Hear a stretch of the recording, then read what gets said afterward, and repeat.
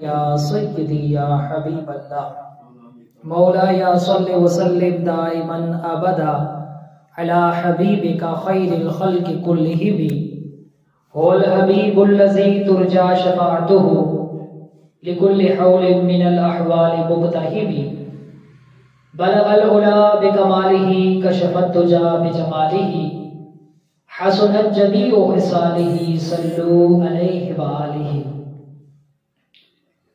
اللہ جل مجدہ کی حمد و ثنا اور حضور سرور کائنات فخر موجودات زینت بزم کائنات حامی بکساں سید سروراں احمد مجتبی جناب محمد مصطفیٰ صلی اللہ علیہ وآلہ وسلم کی بارگاہ عالیہ میں صلاۃ والسلام کا نذرانہ عقیدت پیش کرنے کے بعد الحمدللہ پچھلے 2 جمعوں سے واقعہ معراج کے حوالے سے ہمارا درس چل رہا ہے۔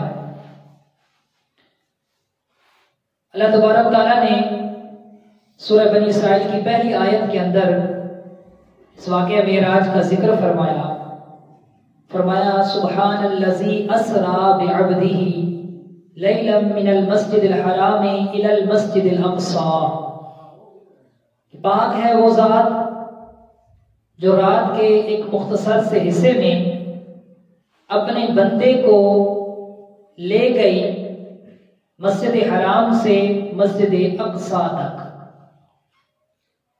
واقعہ معراج رجب المرجب کی 27 رات کو پیش آیا۔ آقا علیہ الصلوۃ والسلام حضرت سیدتنا ام ہانی رضی اللہ تعالیٰ عنہ کے گھر میں آرام کر رہے تھے۔ وہاں سے جبریل امین آپ کو حتیم کعبہ میں لے کر گئے اور پھر وہاں سے آپ کا شق صدر ہوا اور وہاں سے پھر مسجد اقصی کی طرف آپ کا سفر رواں دواں ہوا۔ پھر آپ نے 3 مقامات پر اتر کر نوافل ادا کیے، براق پر آپ سوار تھے۔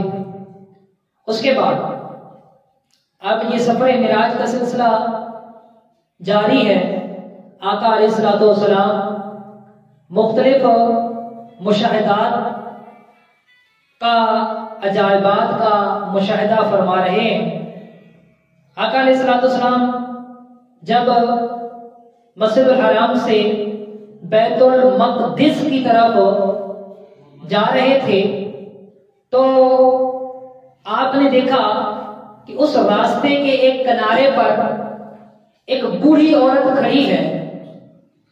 حضور علیہ الصلوۃ والسلام جب آپ جبریل امین سے پوچھتے ہیں کہ یہ کون ہے تو جبریل امین عرض کرتے ہیں آقا آپ آگے بڑھے چلیے۔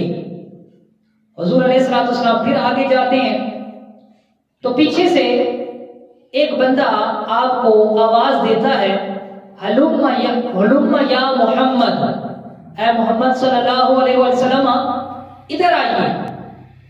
آقا علیہ الصلوۃ والسلام سے جبریل امین پھر عرض کرتے ہیں آقا آپ آگے بڑھے چلیے، توجہ نہ کیجیے۔ حضور علیہ الصلوۃ والسلام پھر آگے جاتے ہیں تو آگے جاتے ہیں ایک جماعت ہے، وہ آقا علیہ الصلوۃ والسلام پر سلام اس انداز میں پیش کرتے ہیں السلام علیک یا اول، السلام علیک یا آخر، السلام علیک یا حاشر، سلام ہو آپ پر اے سب سے پہلے، سلام ہو آپ پر اے سب سے آخر، سلام ہو آپ پر اے حاشر، سب کو جمع کرنے والے۔ پھر آقا علیہ الصلوۃ والسلام وہاں سے آگے چلے۔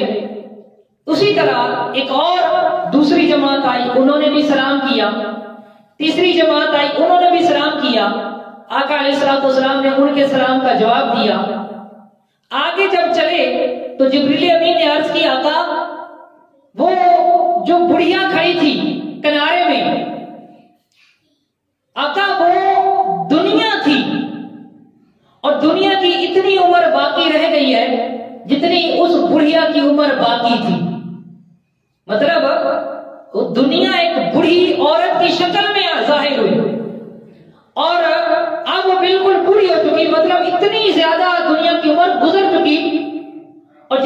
بڑھیا کی عمر باقی ہے اتنی ہی اس دنیا کی عمر باقی رہ گئی ہے. اور آج کے آقا جس نے آپ کو پیچھے سے بلایا تھا وہ اللہ تعالیٰ کا دشمن شیطان تھا. وہ آپ کو اپنی طرف مائل اور متوجہ کرنا چاہتا تھا. اور جو تینوں جماعتوں میں سے ہر ایک نے آپ پر سلام کیا تو وہ حضرت ابراہیم علیہ السلام، حضرت موسیٰ علیہ السلام اور حضرت عیسیٰ علیہ السلام تھے. تو یہ سفر معراج کا سلسلہ جاری ہے. پھر صحیح مسلم شریف کی روایت ہے، آقا علیہ السلام ارشاد فرماتے ہیں کہ جب میں مسجد حرام سے مسجد اقصی کی طرف جا رہا تھا تو میں نے یہ دیکھا کہ حضرت موسیٰ علیہ السلام وہ سرخ ٹیلے کے پاس اپنی قبر انور کے اندر کھڑے ہو کر نماز ادا فرما رہے تھے. اسے پتہ چلا کہ جو اللہ کے نبی ہوتے ہیں وہ اپنی قبروں میں زندہ ہوتے ہیں. اور اگر آپ یہ پورا واقعہ معراج دیکھیں تو اہل سنت و جماعت کے عقائد پر یہ بہترین دلیل ہے. اہل سنت و جماعت کا جو بھی عقیدہ ہے تقریباً واقعہ معراج وہ اس پر دلیل بنتا ہے. آقا علیہ السلام فرماتے ہیں موسیٰ علیہ السلام اپنی قبر میں کھڑے ہو کر نماز پڑھ رہے تھے. اچھا، صلاۃ کا جو لفظ ہے نا، صلاۃ کا لفظ عربی میں اس کا معنی نماز بھی بنتا ہے، اس کا معنی درود بھی بنتا ہے. جیسا کہ قرآن پاک میں ہے ان اللہ و ملائکتہ یصلون علی النبی، اللہ اور اس کے فرشتے نبی مکرم صلی اللہ علیہ وسلم پر درود بھیجتے ہیں. تو اس کا معنی درود بھی ہے، اس کا معنی نماز بھی ہے. تو بعض علماء نے ترجمہ یہ کیا کہ آقا نے فرمایا کہ جب میں حضرت موسیٰ علیہ السلام کی قبر کے پاس سے گزرا تو حضرت موسیٰ علیہ السلام قبر کے اندر کھڑے ہو کر نماز پڑھ رہے تھے. اور بعض عشاق نے یہ ترجمہ کیا کہ جب آقا علیہ السلام کا حضرت موسیٰ علیہ السلام کی قبر کے پاس سے گزر ہوا تو حضرت موسیٰ علیہ السلام قبر میں کھڑے ہو کر آقا علیہ السلام پر درود و سلام پڑھ رہے تھے. یعنی صلاۃ کا ایک معنی تو درود بھی ہوتا ہے. تو کہا یہاں پر نماز مطلب نہیں ہے، بلکہ مطلب یہ ہے یہاں پر موسیٰ علیہ السلام ہاتھ باندھ کر کھڑے ہو کر درود و سلام پڑھ رہے تھے. پتہ چلا اگر ہم کھڑے ہو کر ہاتھ باندھ کر درود و سلام پڑھیں تو یہ کوئی منع نہیں ہے، کوئی بدعت نہیں ہے، بلکہ یہ تو حضرت موسیٰ علیہ السلام کی سنت مبارکہ ہے. حضرت موسیٰ علیہ السلام اب نماز پڑھ رہے ہیں اور حضرت موسیٰ علیہ السلام کے حوالے سے یہ بھی بیان کیا جاتا ہے کہ حضرت موسیٰ علیہ السلام کو بھی بڑی خواہش تھی کہ میں اللہ تعالیٰ کا دیدار کروں. قرآن پاک میں جہاں اس واقعے کو ذکر کیا گیا وہاں مفسرین نے یہ لکھا کہ جب اللہ تعالیٰ نے حضرت موسیٰ علیہ السلام سے براہ راست کلام فرمایا، جب آپ کوہ طور پر گئے تو فرمایا کہ کئی میل تک ایک بادل آ گیا اور اس نے اس مقام کو ڈھانپ لیا، حتیٰ کہ جو آپ کے ساتھ فرشتے تھے انہوں نے بھی اللہ تعالیٰ کا کلام نہیں سنا. اللہ تعالیٰ نے براہ راست ڈائریکٹ حضرت موسیٰ علیہ السلام سے کلام فرمایا. تبھی تو آپ کو کلیم اللہ کہا جاتا ہے.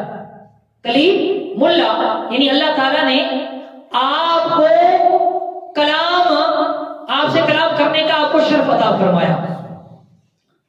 تو اب جب حضرت موسیٰ علیہ السلام نے اللہ تعالیٰ کا کلام سنا، کلام کی چاشنی جب آپ کے دل و دماغ میں سما گئی تو پھر دل میں یہ شوق اٹھا کہ جس کا کلام اتنا سونا ہے وہ خود کتنا سونا ہوگا.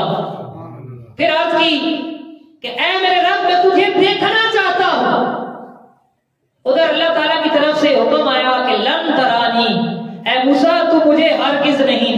سکتا. اچھا اللہ تعالیٰ نے یہ نہیں فرمایا کہ مجھے دیکھا نہیں جا سکتا، بلکہ فرمایا موسیٰ تو نہیں دیکھ سکتا، تیرے اندر مجھے دیکھنے کی صلاحیت نہیں ہے.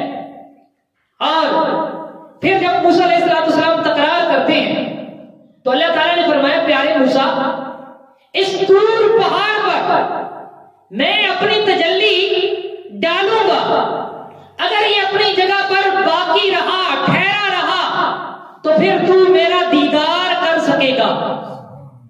پھر کیا ہوتا ہے؟ قرآن پاک میں آیا کہ جب اللہ تبارک تعالیٰ نے کوہ طور پر اپنی تجلی ڈالی تو اسی وقت کوہ طور پہاڑ وہ جل کر راکھ ہو گیا، ٹکڑے ٹکڑے ہو گیا، اور حضرت موسیٰ علیہ السلام بے ہوش ہو کر زمین پر تشریف لے آئے. جب حضرت موسیٰ علیہ السلام بیدار ہوئے تو آپ مفسرین نے لکھا کہ آپ کی جو بینائی تھی، دیکھنے کی طاقت تھی، وہ کتنی بڑی. مفسرین نے لکھا کہ جب حضرت موسیٰ علیہ السلام بیدار ہوئے تو اتنی دیکھنے کی طاقت بڑھ گئی کہ 30 میل دور، کتنے میل دور؟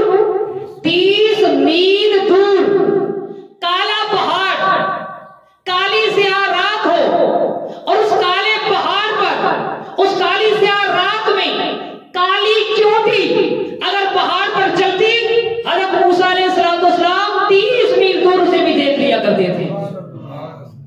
یہ اللہ تعالیٰ کی تجلی پوری طرح دیکھی بھی نہیں، بے ہوش ہو گئے، لیکن اس کی برکتیں ایسی نصیب ہوئی کہ 30 میل دور کالے پہاڑ پر کالی رات میں کالی چینٹی کو چلتے ہوئے بھی دیکھ لیا کرتے تھے.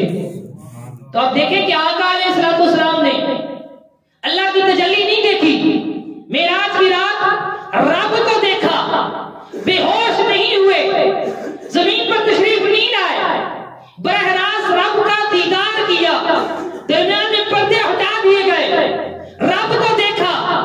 اور قرآن پاک میں فرمایا کہ آقا علیہ السلام کی آنکھ جھپکی نہیں، آقا علیہ السلام کی آنکھ حد سے بڑی نہیں، بلکہ آقا علیہ السلام معراج کی رات سر کی آنکھوں کے ساتھ اللہ تعالیٰ کو ٹک ٹکی باندھ کر دیکھتے رہے.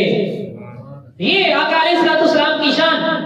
تو وہ موسیٰ علیہ السلام کہ جنہوں نے رب کی تجلی دیکھی، پوری طرح دیکھی نہیں، بے ہوش ہو گئے، اتنی قوت رویت بڑھ گئی، اتنی دیکھنے کی پاور بڑھ گئی.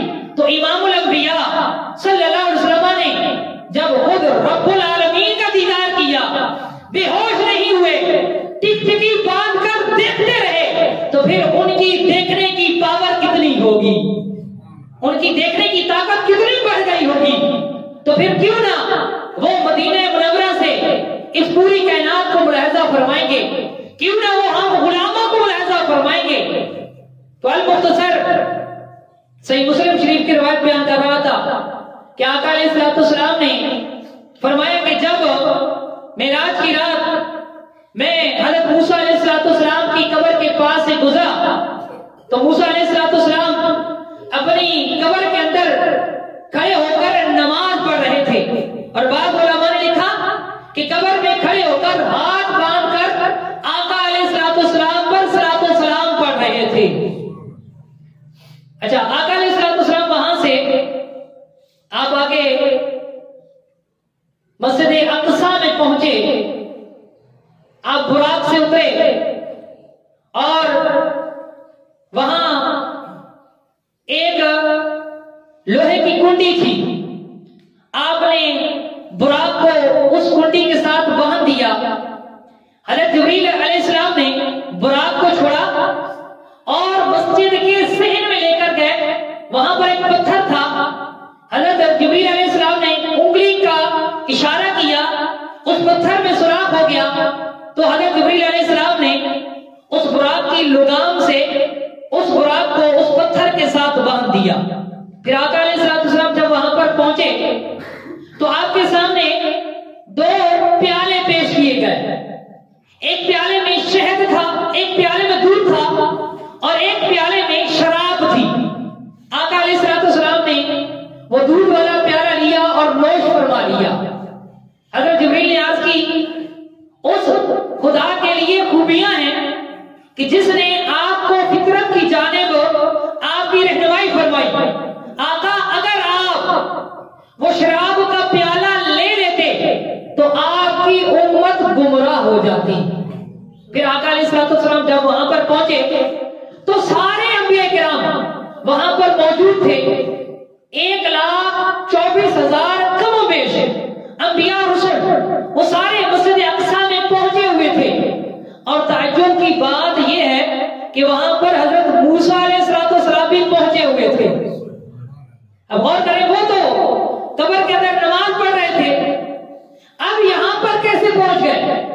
حالانکہ حضور علیہ السلام براق پر سوار اور براق کی رفتار کتنی, جہاں بندے کی نگاہ پہنچتی ہے وہاں براق کا ایک قدم پڑتا ہے, یعنی اتنی زیادہ سپیڈ.